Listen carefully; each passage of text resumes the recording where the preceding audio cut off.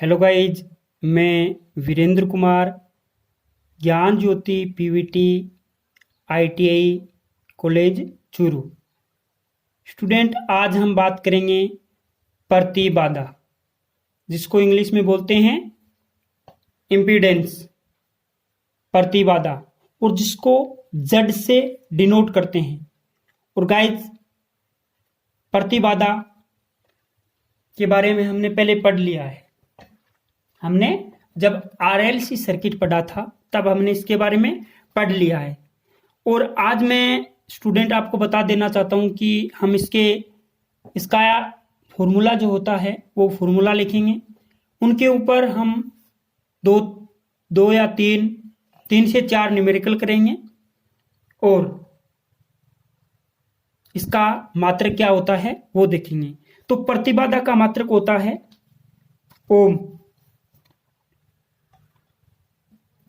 मात्रक क्या होता है? ओम होता है। प्रतिबाधा का मात्रक ओम होता है। और स्टूडेंट, अगर इसको जेड से प्रदर्शित करते हैं तो जेड का फॉर्मूला होता है आर की स्क्वायर प्लस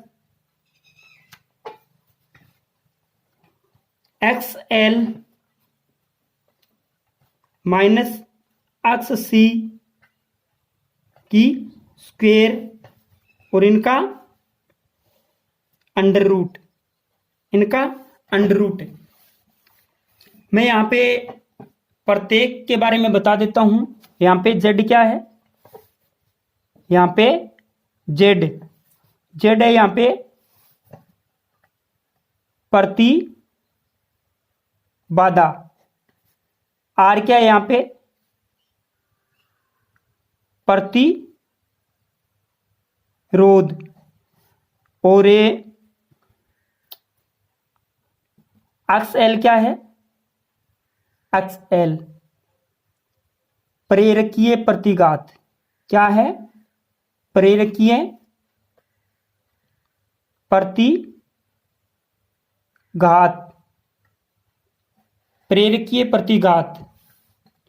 और एक्स सी क्या है? एक्स सी है यहां पे दारितीय प्रतिघात। क्या है? दारितीय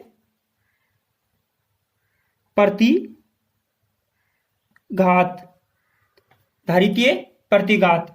इस फॉर्मूले को आप याद रखिएगा। जेड बराबर आर की स्क्वायर यानी प्रतिरोध की स्क्वायर प्लस एक्स एल, और ये माइनस का निशान नहीं है बल्कि इन दोनों के बीच का अंतर है, एक्स सी की स्क्वायर और इनका रूट।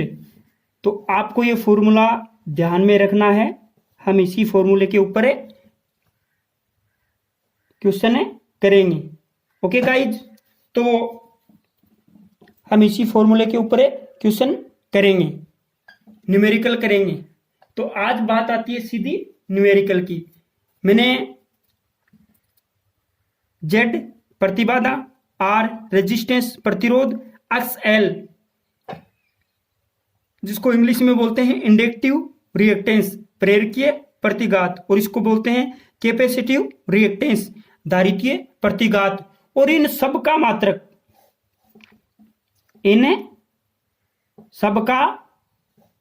मात्रक क्या होता है? ओम होता है। इन सब का मात्रक ओम होता है, क्योंकि ये सभी धारा के प्रवाह में बाधा उत्पन्न करते हैं। एक प्रतिरोध का काम करते हैं, ये करता है कैपेसिटिव के रूप में, ये करता है प्रेरक के रूप में, और ये करता है प्रतिरोध है ये, और ये तीनों का प्रभाव है प्रतिबाधा। तो हम न्यूमेरिकल करते हैं। यहां पे एक नंबर का न्यूमेरिकल,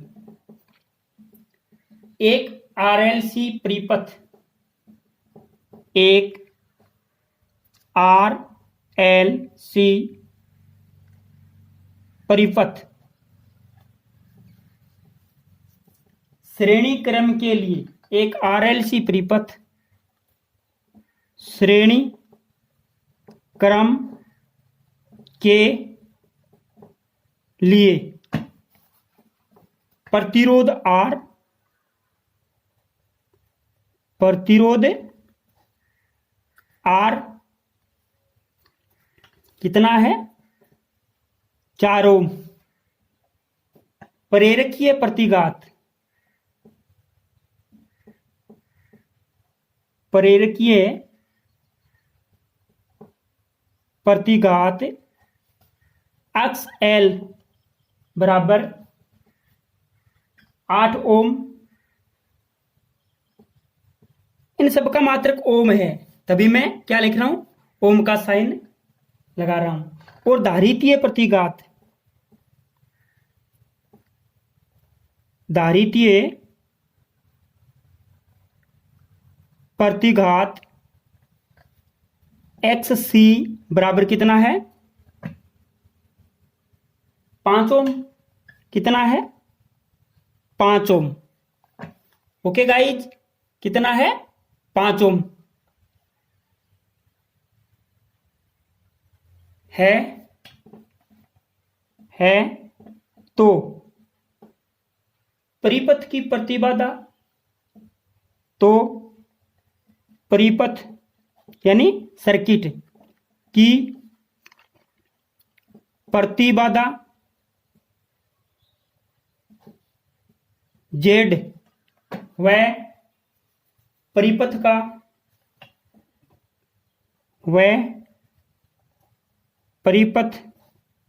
का शक्ति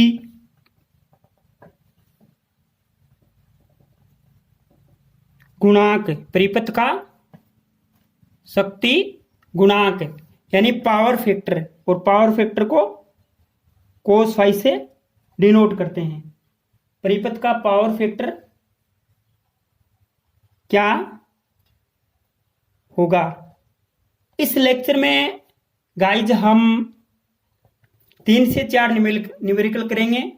मैं प्रत्येक न्यूमेरिकल में डायग्राम नहीं बनाऊंगा, इसमें डायग्राम बना रहा हूं, तो आप इसको एक बार देख लीजिएगा कि डायग्राम किस प्रकार का होता है। ओके गाइज, तो ये क्या है R है, ये क्या है R, ये क्या है L है, और ये क्या है C है। और हमने क्या किया, इसको श्रेणी क्रम में जोड़ दिया, और इसको क्या कर दिया, श्रेणी क्रम में जोड़ दिया हमने इसको। और हम इसको क्या करते हैं, फेज और न्यूट्रल की सिंगल फेज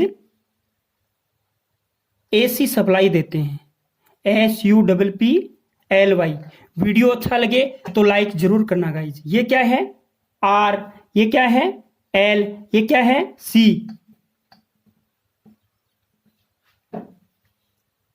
इसकी वैल्यू कितनी है, इसकी वैल्यू कितनी है R की 4। और ये क्या है कुंडली, और ये कुंडली प्रेरक के रूप में धारा का विरोध कर रही है, तो क्या हो जाएगा ये XL, और ये क्या हो जाएगा XC। तो XL की वैल्यू कितनी है 8 ओम, और इसकी वैल्यू कितनी है 5 ओम।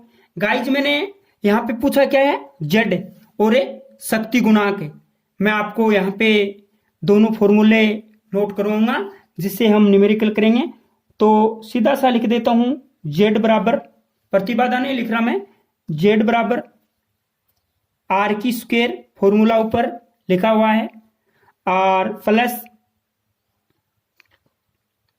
XL माइनस XC की स्क्वायर और इनका रूट। अब हमें करना क्या है, सीधा सा फॉर्मूले के अंदर मान रखना है। ये फॉर्मूला बहुत महत्वपूर्ण है, ये क्या है मोस्ट है, इसको आपको याद रखना है। हमने यहाँ पे Z लिखा और R की जगह हमने R की वैल्यू लिख दी 4 की स्क्वायर, प्लस XL की जगह हमने कर दिया 8 की स्क्वायर और अंतर, और 5 की, सॉरी ये स्क्वायर नहीं है, 5 और इनकी स्क्वायर, और फिर इन सब का रूट। तो गाइज यहाँ पे फिर Z लिखा, 4 की स्क्वायर हमने 4 ही लिख दिया, और ये रूट लगा दिया और कोष्टक में कितना है, 8 में से 5 गए तो 3, 3 की स्क्वायर, ये यहां पे प्लस है तो 4 की स्क्वायर कितना होता है, 4 की स्क्वायर 16 प्लस 3 की स्क्वायर कितना होता है, 3 की स्क्वायर कितना होता है, 9 होता है और इनका रूट लग गया। अब आपको पता है कि 16 और 9 कितने होते हैं, 25 होते हैं, 25। तो यहां पे मैं लिख सकता हूं z बराबर, यानी 25 किसका रूट है, 5 का, तो z की वैल्यू कितनी आ गई, 5। और ये किस में लिखूंगा मैं, ओम में, यानी 5 ओम। ओके, ये आंसर आ गया हमारा। हमें दूसरा यहां पे पूछा है शक्ति गुणांक। क्या पूछा है, शक्ति गुणांक। आप स्क्रीनशॉट ले सकते हैं स्टूडेंट, मैं आपको बिल्कुल अच्छे लेवल की समझने वाली थ्योरी करवा रहा हूं।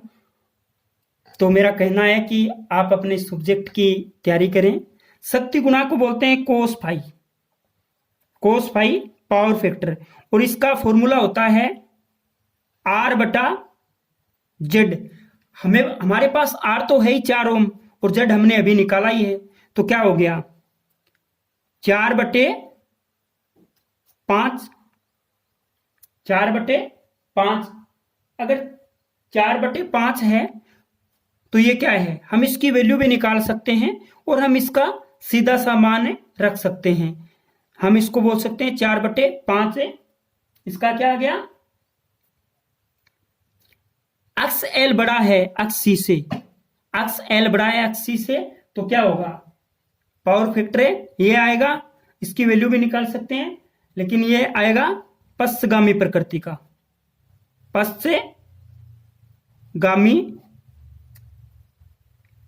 पश्चगामी, ये हमारा आंसर आ गया।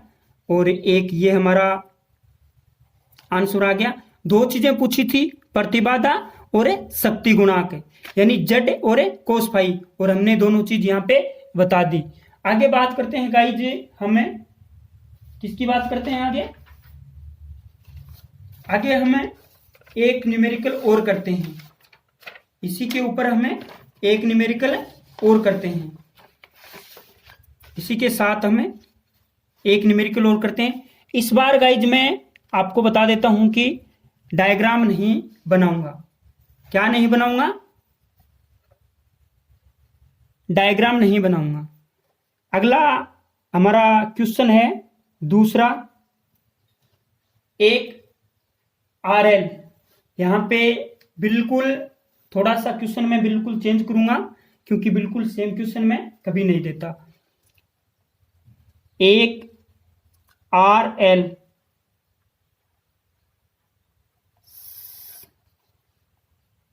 श्रेणी क्रम, एक RL श्रेणी क्रम परिपथ के लिए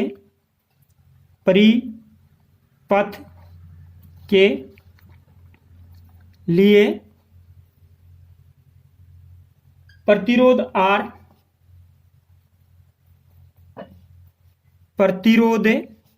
R बराबर 16 ओम, प्रतिरोध R बराबर 16 ओम, प्रेरकीय प्रतिघात क्या है,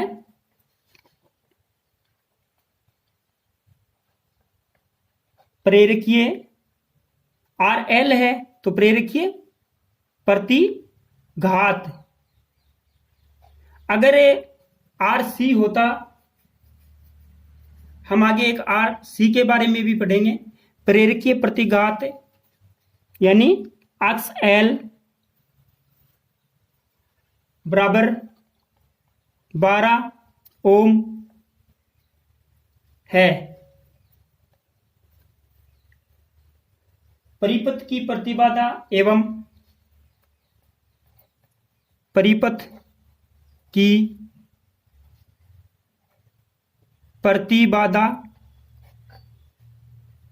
Z एवं शक्ति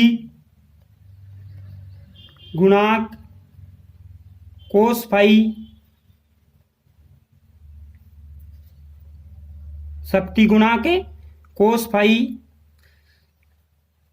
क्या होगा, क्या होगा। तो डायरेक्ट यहां पे 1 नंबर में पूछ लिया, यहां पे Z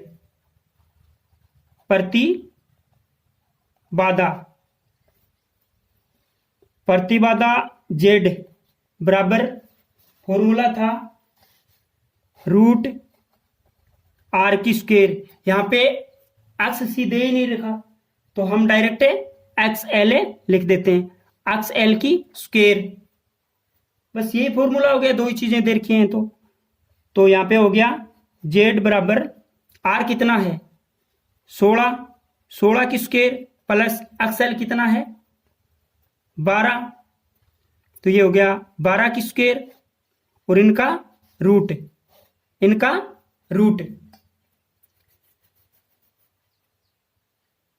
स्टूडेंट Z बराबर अगर ज्ञात करते हैं, Z बराबर हमें ज्ञात करते हैं क्या 16 की स्क्वायर। तो 16 की स्क्वायर होता है 256 और 12 की स्क्वायर होता है 144। ये जो वैल्यू हैं वो आपको ध्यान में रखनी है। वैसे आप ITI में WCS यानी मैथमेटिक्स भी पढ़ते हो और बेसिक साइंस भी पढ़ते हो।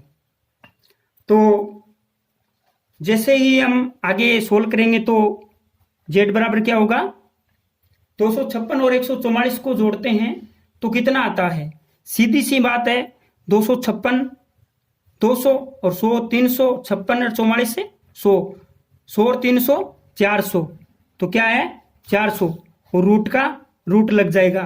तो Z 400 किसका रूट है, 400 किसका रूट है 20 का, तो क्या आ जाएगा 20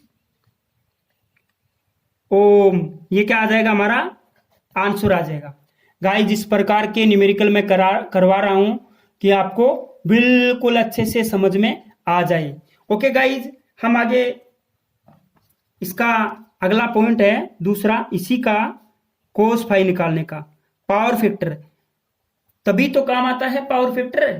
तो पावर फैक्टर क्या होता है, कोस फाई बराबर R बटा Z, R बटा Z। R की वैल्यू कितनी है 16 और Z की वैल्यू कितनी है 20। ये जो Z की वैल्यू है वो हमेशा R से ज्यादा ही होगी, ये तय है। जिस टाइम R से कम हो तो मान लेना हमारा क्वेश्चन है वो गलत हो गया है, हमारा क्वेश्चन गलत हो गया है। अगर Z की वैल्यू R से कम आ जाए तो हमेशा ज्यादा होती है, आप किसी भी न्यूमेरिकल को उठा करके देख सकते हैं। तो ये क्या होगा अग्रगामी प्रकृति का होगा, क्योंकि इसमें किसका प्रभाव है, केवल और केवल XL का प्रभाव है। तो ये क्या होगा पावर फैक्टर